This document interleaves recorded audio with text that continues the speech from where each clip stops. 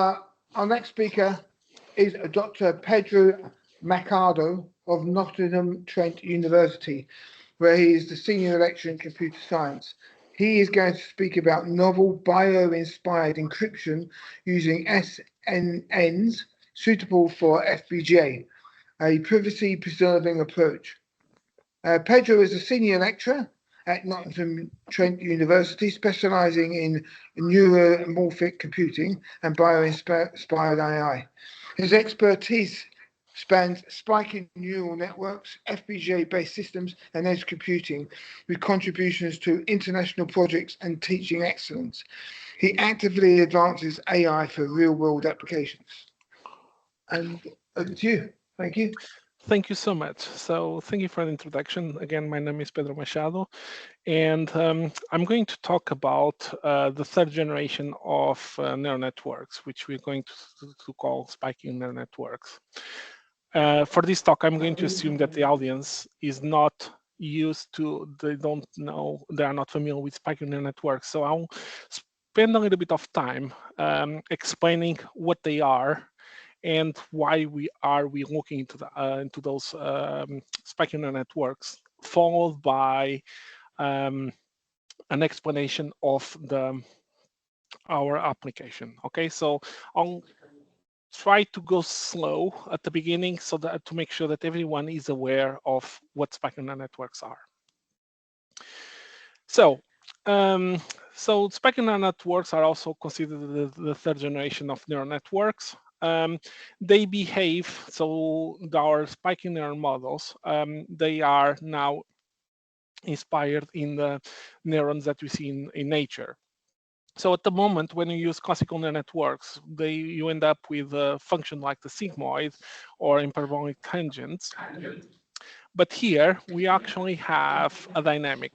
So we have our synapses that will carry the signal into the neuron, and then we have an action potential, and based on the action potential, when it reaches a predefined threshold, it generates a spike. It creates an event. Okay, so it's those events that we are going to look carefully, and we are going to use this kind of information to make our inference. I'm just going to mute. Can I ask to mute the Pete Leonard participant because it's creating some noise? So here is an example on how a neural network would look like. So we have an input layer. Here, the events are created into these spikes. And the way we do that is by, if you think about our RLC circuit that we use in electronics, we are feeding those values into the input neurons as currents, and therefore they will then generate this kind of events pattern. So the principle is very simple. So you have the action potential working inside of the neuron, and when the action potential reaches a specific threshold, it generates one of these events, like a 1, and then goes back into the refractory period. And that's why you see here a distance between neurons, okay? The distance of the spikes. And by looking into the number of spikes that we have for a given neuron and the distance that we have between those spiking patterns, we can now start to infer and use those neurons as a computational models. Okay, so it's important that we get the principle right. So before we jump into the FPGA, we need to be able to see how it behaves. So in our application, what we are doing is we take a file, we take the plain text, and coming back to my pattern, and then based on the currents that we assign into the neuron, it will generate a unique pattern. So you can have a situation where you have an A, and the A could be, for example, 3 spikes, for example, with a specific distance. And then the output layer would give you something like this, for being A, okay? But this is the most simplistic way. So if you do something like that, you still be able to almost associate that our A is a A. So the trick here is to have some noise. So if we add noise into the input that we have the A, therefore the pattern that is going to generate is not going to be the exact same patterns all the time. It depends on the noise. So what we do is we train the neural network in the part of the decryption to recognize the noise, remove the noise, and get the pattern, the correct pattern that gives us a DA. So when you have the noise, then the model stops being deterministic. And when therefore that it has um, um, a massive possibilities, because we now can use this approach to do the encryption. So before we move on into the FPGA world, what we do is we use Nest Simulator. Okay, so there is a simulator that was that has been along for a long time, and the Nest Simulator has been massively improved over the last few years because of the Human Brain Project. So the Nest Simulator will have all the tools that you need to create neurons, to connect the synapses in between them, to allow you to freely connect and disconnect neurons. The only downside is that because the type of architecture that we have that is massively, or not massively parallel, then they makes it very suitable for FPGAs. And yes, there are a lot of, in classical neural networks, we are all using GPUs, yes, because the neuron itself, because these are simplistic neurons, they do not behave as, they do not exhibit the same neurodynamics of real neurons. And therefore, you can reduce your operation almost like matrix operations, which is suitable for GPUs. Now, our neuron here, each neuron will have at least around 10 parameters, and therefore they behave as nodes. And this makes FPGA suitable to accelerate this type of neural networks, and which makes it much more difficult to use something like a GPU, because the GPU it will be challenging to describe a node. And if you think about the synapse, depending on the synapse model that you are using, your neural model and your synapse are now nodes. And for that, you need to describe a very specific architecture, which can be achieved with an FPGA, but cannot be achieved using a GPU, at least in such an easy way. Now, another situation that we have with spiking networks is because of the patterns. Let me go back again so that I can. So you see these patterns. You could have a situation where you get exactly the same pattern that you have at the input, at the output, but with affected by a specific time delay. Now, when you use metrics in spiking networks, you work with true positives, true negatives, false positives, and false negatives. All the other metrics comes on the top of these four metrics. And therefore, yes, they are very used in classical neural networks, but they actually become a problem because of that shift. How can you define that you have a true positive or a true negative if now your neuron, your spikes can be shifting across? They may be affected by a propagation delay. They have the exact same pattern, but it has been shifted. Therefore, true positives, true negatives, false positives, and false negatives will not work the same way with the spiking networks. Instead, we look into interneurons distance, and we apply a penalty every time that we have a shift. And for that, we use two metrics. One is Vitor Purpose, and the other one is Van Rossum, to allow us to see the difference. And we use one of the most simplistic neurons that is called the leak integrated fire. If you think about RLSC circuit, it's like having the capacitor, the resistor, and the coil. Okay.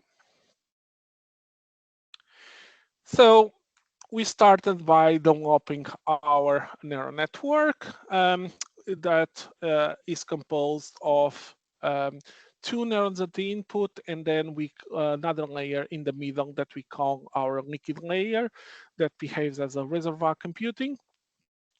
And we use a technique that called STDP, so spike time dependent plasticity, to train the weights of the readout layer. So the way it works, the spike time dependent plasticity is like this. We force the neuron at the output layer to spike based on the input pattern of the neuron. And therefore, every time that the neuron spikes, then that weight will increase accordingly, which means that if there is no prior spike, therefore, that it is assumed using STDP that that neuron has, for example, if this neuron spikes when this one is spiking, then this weight is going to increase. But if this neuron spikes and this neuron does not spike, then the weight is not going to be increased. So we call that the STDP, and that would allow us to train the neural network to recognize the patterns.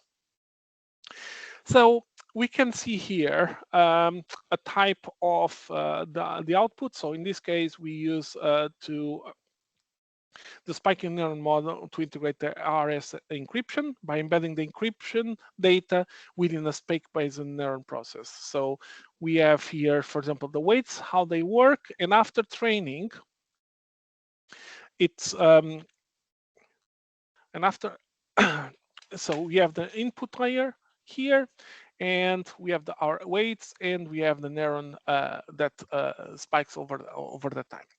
And here we have the same pattern, and as you can see here, after training, the weights start to change and the pattern is changing.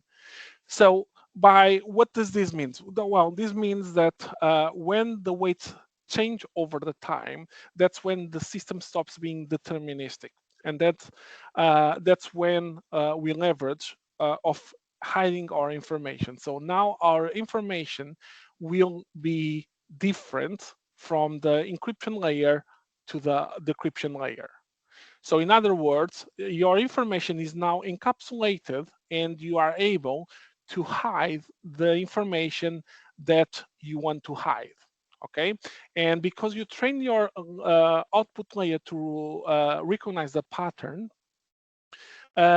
your output layer is now capable of recover the original information. Okay, so here is some examples where we can see that we were able to have a very low error, and again, the teaching layer helped us to, let's come back. So we apply a teaching layer is like you apply the input, you take the input of the input layer, which gives you the pattern before being exposed into noise, and use that pattern to train the neuron to recognize that pattern at the end. So in other words, you want to be able to capture the same pattern at the end, and by removing the noise. As you can see here, the error is very low, which means that we then are able to recover the original message. So in this case, we use a method called time to first spike encoding, and we use that to hide each one of the information. Okay, so now imagine like this. You have the weights that you have trained for your output layer. So what is the next step? Okay, just going to okay, I just want to highlight that the experimental results show that the final decryption errors remain below 1.2%, validating the consistency of the spiking network based on RS decryption framework. I just want to highlight that your key is now represented by this pattern and is not represented by numbers anymore, okay, or letters. So for example, you have an encryption key that has a specific configuration, and you pass it in through a spiking network, and then you get these kind of patterns. And you can only recover the original key when you have the decryption layer. Here you can see that we have a lower vector purpose distance, which means that the error is very low, and with VP values around 85%. Also, this is again, you can see that you have the spiking patterns of the different layers. So, for example, this was the input layer. You also have a layer that we use to implement noise. Okay, this allows you to have the noise and to shuffle the information so that you can't recover. So, for example, if you use statistical algorithms to try to break the key and to extract the key, because you are having noise and you are running random noise, it's very likely that the statistic keys are going to work.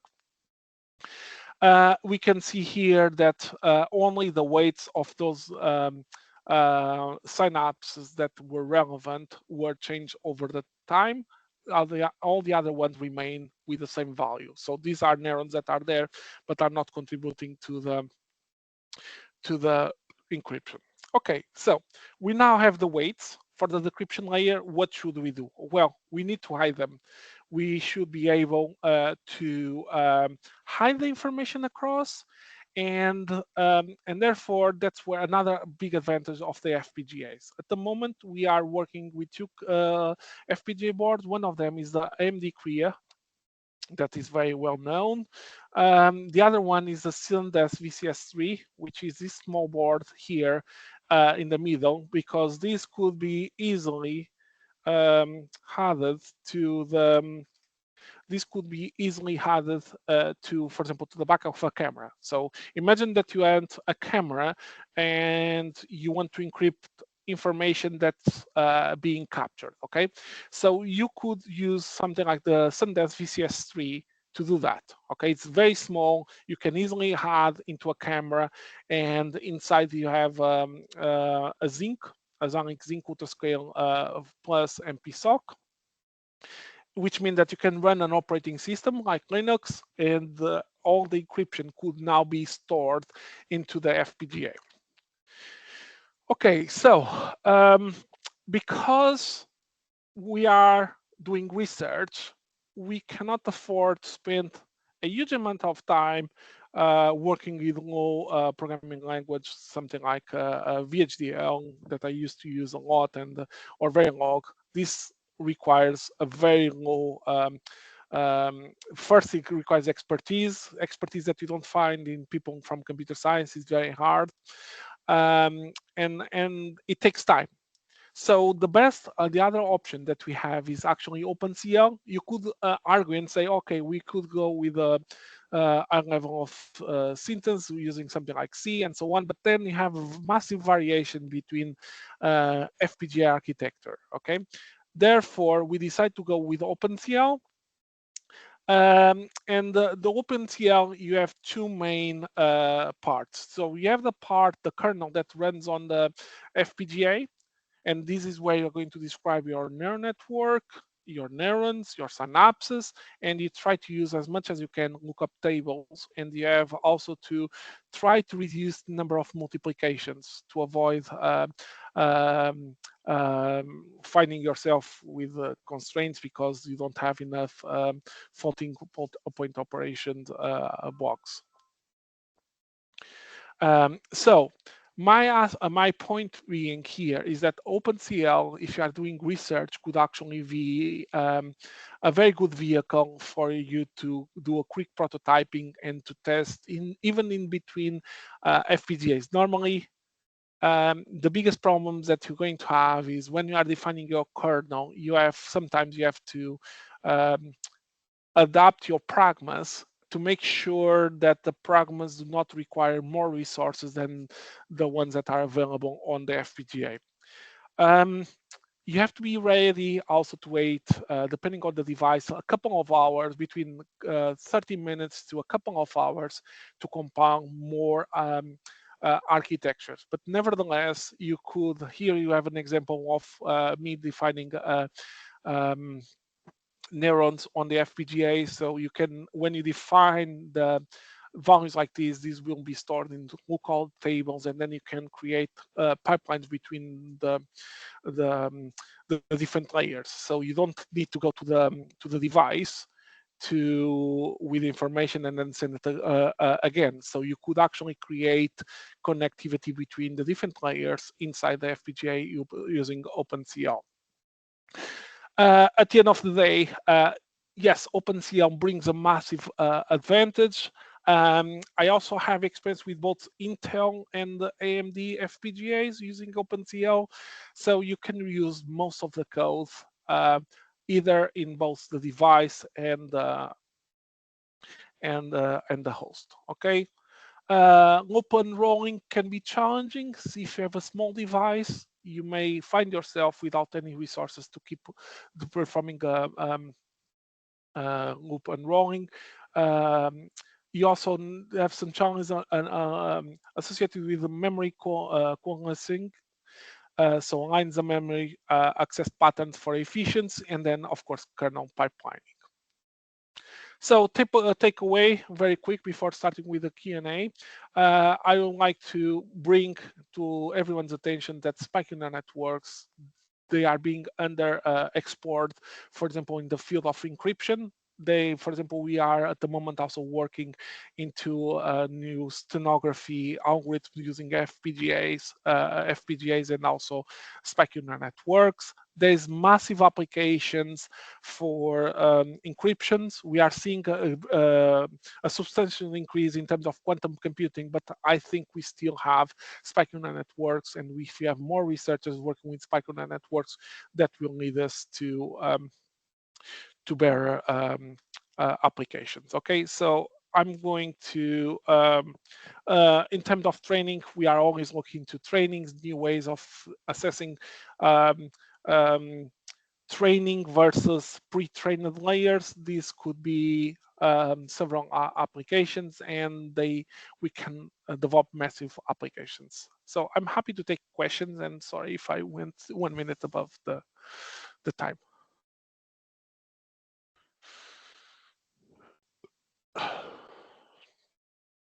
Thank you, Pedro. Mike would be taking the question.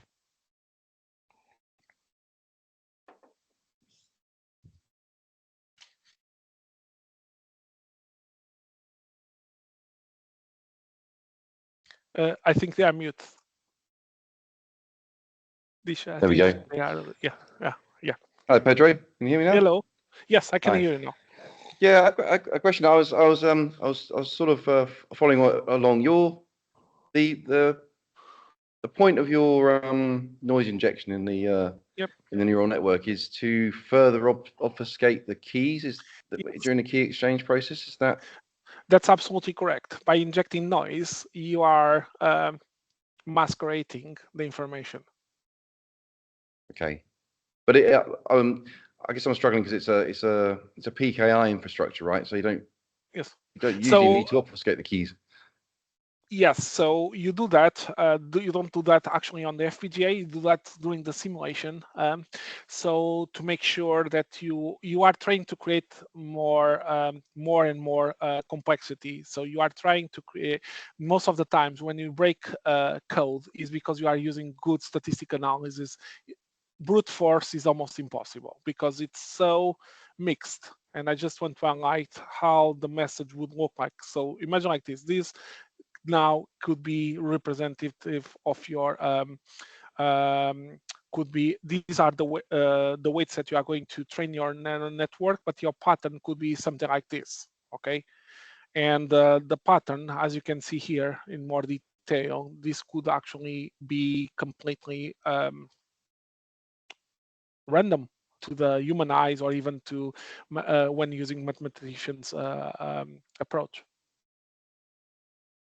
Okay, so you're sort of saying you're hiding the fact that there's a key there at all in the the exchange. Okay, all right, I got it. Thank you. And you can use that to hide the key. You can use the same approach to hide the content of the file. It's all about what you want to do. All right, thank you. One question online. Can neuromorphic computing and spiking neural networks revolutionize edge computing security in real-world applications? The answer to that is yes, and I'm going to use an example of that comes from biology, right? Imagine like this: I have my eye, and you are able to chop my eye, and now you want to chop my eye in a person's eye, right? So neurons actually work this way; they create these kind of events. So just because you have your eye connected to someone else's optical nerve, it doesn't mean that they will be able to see. So for example, you see when people have, for example, surgeries to their eyes, it takes a huge amount of time, sometimes even years, for the brain to relearn how to recognize these patterns. So when you look into colonies of cells, and you see how they behave, how they spike, the pattern that they generate, they are already in nature encoded. So I think there is a very big market if we look into spiking neural networks in terms of security, and if you leverage from neuromorphic. Neuromorphic is much cheaper when compared with, for example, quantum computing. Okay, so very good place to finish. We're playing on time, and we'll take half an hour break now, and we'll be back in half an hour, 12 o'clock UK time. Thank you. Thank you.